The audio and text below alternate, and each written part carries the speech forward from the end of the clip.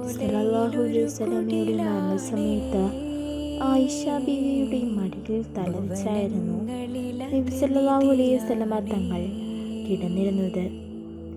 തങ്ങൾക്ക് മിസ്വാക്ക് കൊണ്ട്, അതായത് പല്ല് തേക്കുന്ന ഒരു മരം കൊണ്ട് പല്ല് വൃത്തിയാക്കിയ ശേഷം അദ്ദേഹം ആകാശത്ത് വിരൽ ചൂണ്ടി അല്ലാഹുമ്മ അഗ്ഫിർ ഖൽ ആല, അല്ലാഹുവേ ഏറ്റവും ഉന്നതമായ കൂട്ടുകാരനിലേക്ക് എന്ന് 3 തവണ ഉരവിട്ടു. ആ നിമിഷം ആ പരിശുദ്ധമായ ആത്മാവ് അല്ലാഹുവിലേക്ക് യാത്രയായി.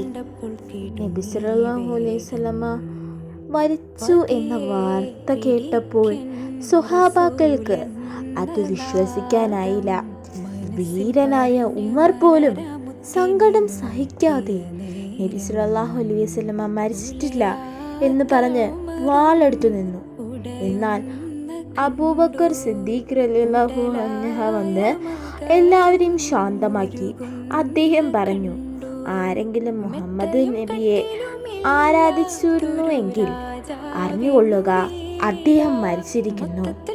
എന്നാൽ ആരെങ്കിലും അള്ളാഹുവിനെയാണ് ആരാധിക്കുന്നതെങ്കിൽ അറിഞ്ഞുകൊള്ളുക, അള്ളാഹു എന്നെയും ജീവിപ്പിക്കുന്നവനാണ്. നബി സല്ലല്ലാഹു അലൈഹി വസല്ലമ താമസിച്ചിരുന്ന അതേ മുറിയിൽ ആയിഷ ബീബിയുടെ വീട് തന്നെയാണ് അദ്ദേഹത്തെ അടക്കം ചെയ്തത്. ഇന്നത് മദീനയിലെ മസ്ജിദ് നബവിയുടെ ഭാഗമാണ്.